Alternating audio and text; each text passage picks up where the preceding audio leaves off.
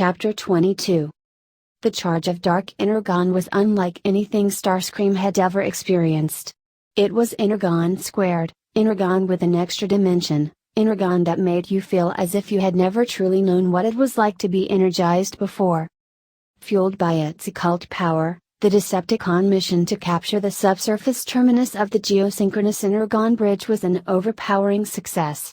Starscream and his handpicked team thundered down through the atmosphere, dodging the frantic ground-based fire of the Autobot defenses ringing the ruins of Crystal City. Few Autobots remained there. The defenses were drones, automatic routines designed to fire on any intruder lacking their most recent security clearances. Starscream jinked and swooped through the barrage and unleashed a volley of missiles at an ion cannon battery set into a hillside on the outskirts of Crystal City.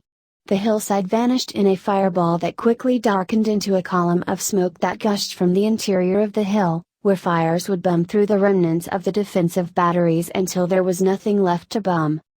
He came in low and hard for a landing, reassuming his protoform in time to hit the ground running and pound his way through the exterior wall of a cooling tower.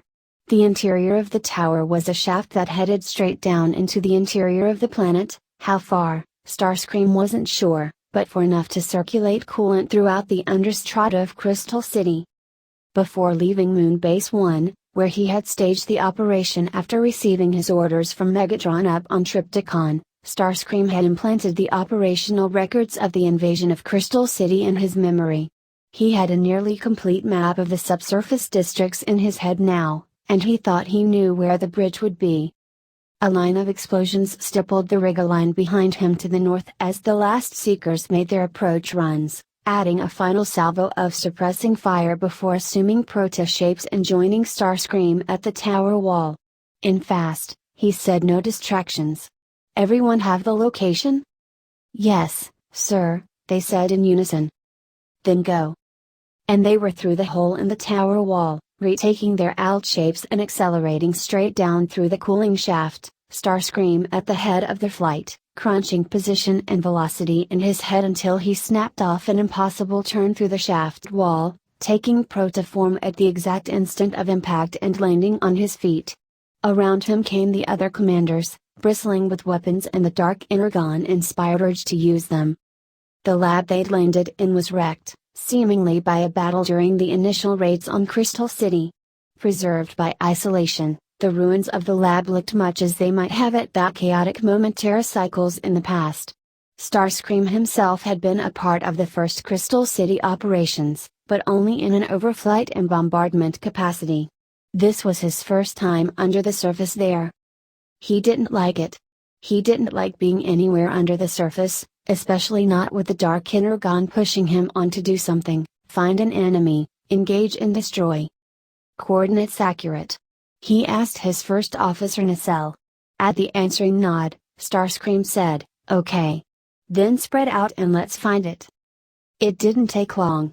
Their intelligence was good, their approach work had been good, and if there were any Decepticons who knew how to run a search, it was the Seekers with their deep experience in locating moving targets from great distances while coordinating among several independent units. Compared to an atmospheric battle, finding the geosynchronous energon bridge was a holiday sightseeing trip over 6 lasers. The lens was 3 times the size of the biggest member of the flight team, Starscream himself. Situated in its own shaft parallel to the cooling duct that Starscream and the team had entered through, the lens looked up toward the surface and the sky beyond. What was below it, Starscream couldn't see and didn't want to know.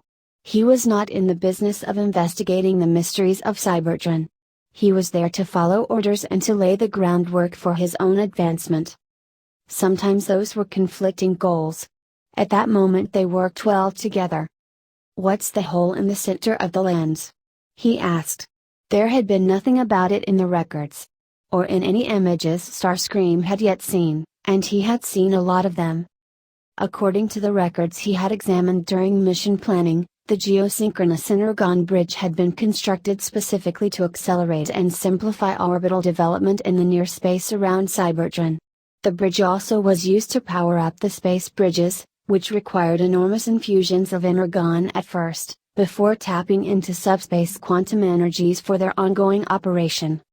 How long it had been since the bridge had been in operation seemed to be a matter of dispute among various sources. That didn't matter for purposes of the mission. What mattered was that the team find it, run diagnostics on it to make sure it would work, and then make it work. Then Decepticons would have their own source of energon, convertible to dark energon up on Trypticon Station, where Shockwave had also begun some kind of retrofitting on the station itself. Starscream didn't know the details, but he would be finding out. With their own dark energon supply, furnished by an unjammable and indestructible link, the Decepticons would destroy the Autobots more quickly, with fewer losses, and with better prospects of having a planet worth living on. There was, as far as Starscream could see, no downside.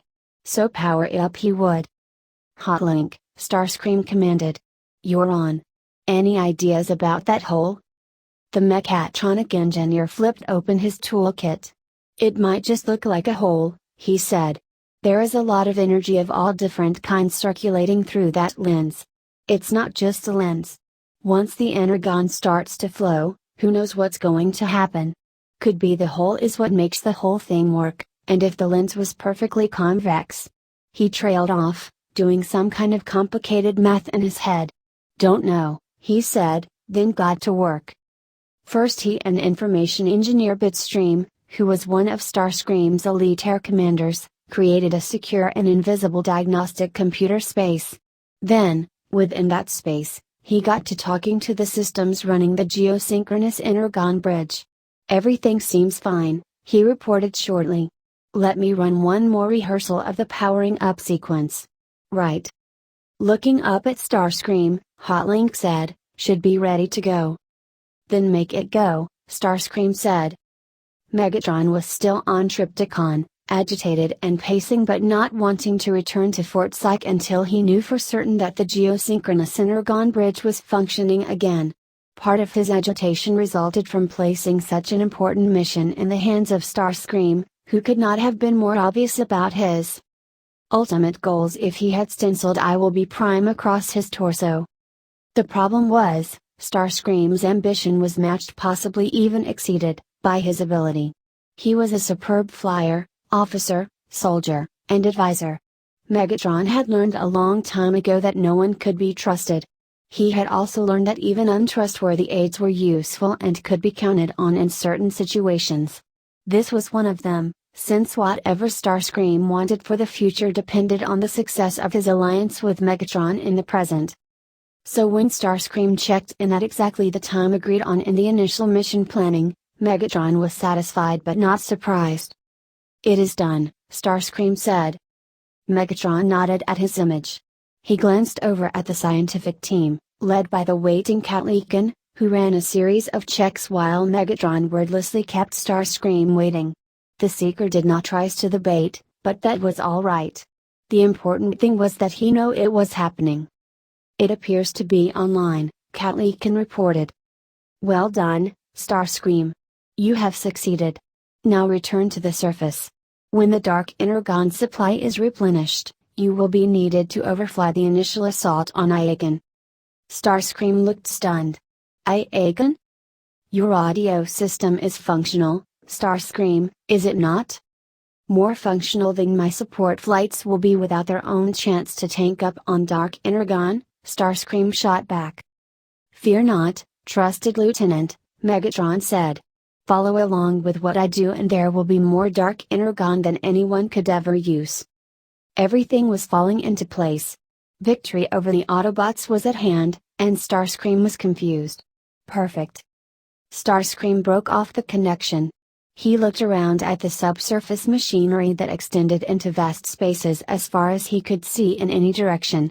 Yet he felt as if there were only two dimensions here. Up and down were missing, the Z-axis that set him and other Seekers apart from the surface-bound run of Cybertronian life. He knew that this had been part of Megatron's message. The Decepticon leader sent Starscream below the surface to emphasize that he could exercise control over every aspect of his subordinates' lives. If that was what he needed, Starscream thought, if that kept him looking the other way while Starscream put together his real plan, then a little momentary humiliation was more than worth it.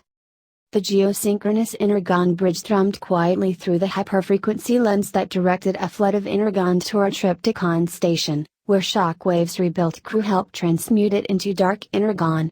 It was a turning point in the war, and Megatron owed it all to Starscream. Not that Starscream expected Megatron ever to acknowledge that, much less make good on the debt.